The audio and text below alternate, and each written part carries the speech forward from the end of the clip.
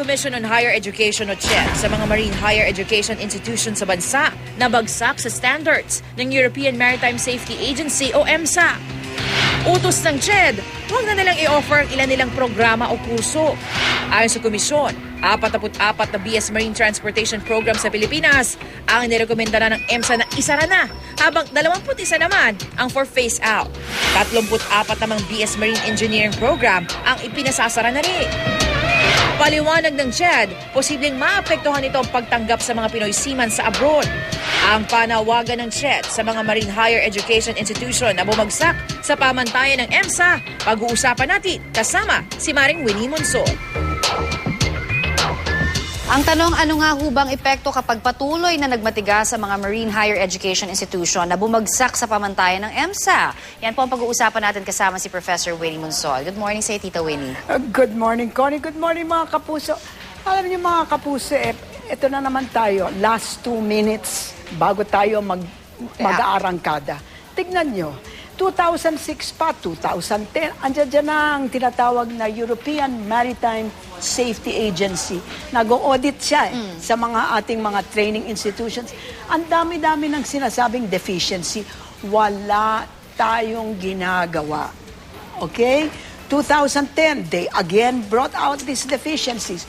2012 lang, si Presidente, si ating Sinoynoy, came out with an executive order. Talagang gagawin na natin ito. But you know, that's 2012. And 2013, mag-audit na naman. Nag-audit ng April, mag-audit sa October. Talagang baka aalisin na tayo sa tinatawag na whitelist. Now, ano ang ginawa ng CHED? Well, the CHED has been trying to phase out. Pero, alam nyo, why didn't they phase it out long ago? Hindi ko maintindihan. Kailangan natin tanungin sa CHED, ano ba ang nangyari na all of a sudden in 2013, out of the 157 programs ng maritime education, 123 ay pinapa-phase out. Ay, hindi ko alam. You know, and then I don't understand. Iisa lang naman ang, according to the report anyway, iisa lang naman ng maritime education, higher education, ang humingi ng TRO. So, I mean, it's not na nagmamatigas yung mga maritime education. I think, let's find out, shall we? Yes, at kaugnay po niyan, makakapanayan po natin sa linya ng telepono si Attorney Julito Vitriolio, Executive Director ng CHED, para himay-himay natin yung mga dahilan. Magandang umaga po sa inyo, Attorney Vitriolo. Magandang umaga sa inyo lahat po. Good morning, Attorney. Oo.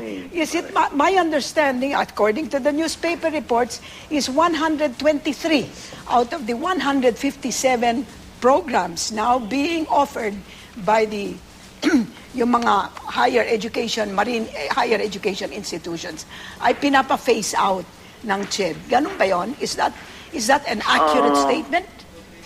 Well, actually, ang picture dyan, when it comes to maritime higher education institutions, 64 more or less ang apektado and with their program. So, tama ka doon. Yung iba, depending on the gravity ng deficiencies, either for phase out sila o yung talaga namang sa tingin namin wala nang kapag-pag-asa for closure. Okay. Although, ito kasi, over a 2-year period, more or less na evaluate sa dami. So tell me, Attorney, 2006 pa, meron ng reports of deficiency ang EMSA. Bakit hindi gumalaw ang CHED? Bakit ngayon lang last 2 minutes lang? Ano ba ang nangyayari dyan?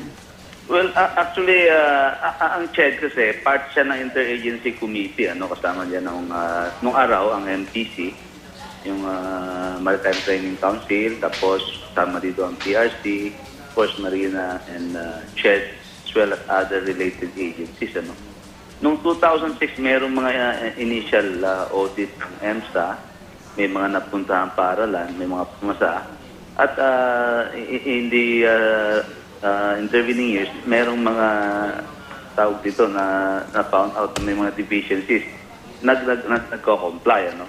But in the meantime, mayroong programa ang CHED.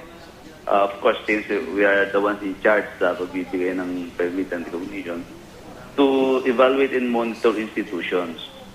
So, sa dami niyan, talaga namang At tinignan lahat yan, ano? And actually for the remaining several months, meron pang pupuntahan. Just to make Oo, sure.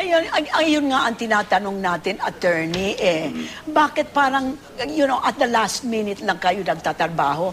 Sa April lang this year, just last month, sinabi ng EMSA sa inyo, paano naman, napaka-unrealistic ang inyong monitoring program, napaka-konti ang staff nyo.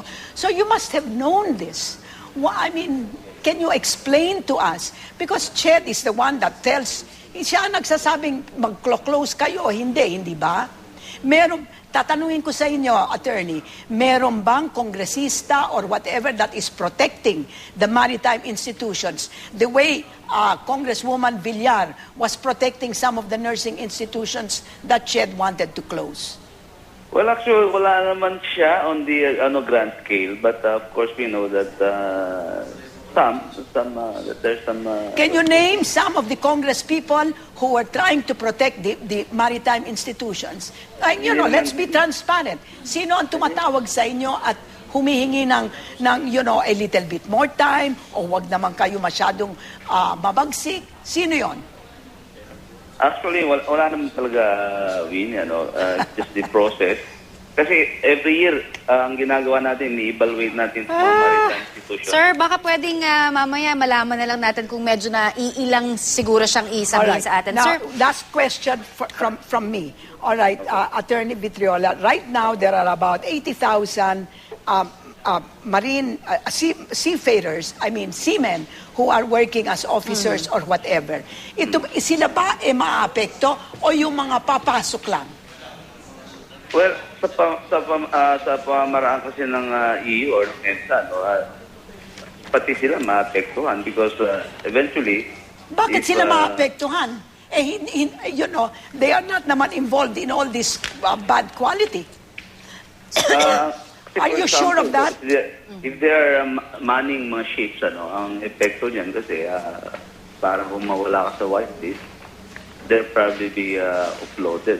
Is that right? Even it's not prospective. In other words, you get it all back behind. Ganun ba yun? That's unfair. Eventually, Nag-complain ba kayo? Ang understanding namin dyan, eventually they will be affected. For example... No. I'm not talking about eventually. Okay. I'm talking about, are they going to be removed? Those people who are already That's our employed now. understanding po. That's why we're doing our best together with Marina. okay. So there's a situation. Kasi yun naman pong nakita nilang deficiencies, remediable naman ho yan. Yeah, but Kasi, that is in the present system. These people are already out of the system. Are you not even protesting that will be done?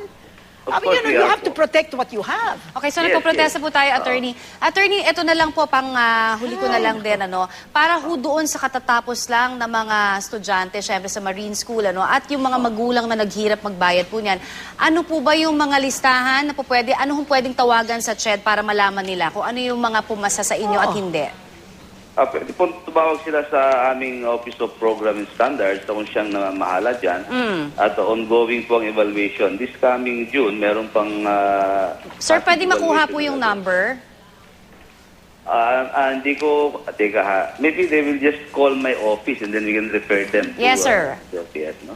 Sige Yun po, na, so papatawagin na lang po sa CHED, Subukan po natin i-flash na lang Why yung don't you inyong just number. make it easy, sir, and just put out the list of the universities or the May colleges website po ba that kayo, they're trying sir? to phase out? Gagawin Bakit kayo po natin yan. Bakit hindi ngayon?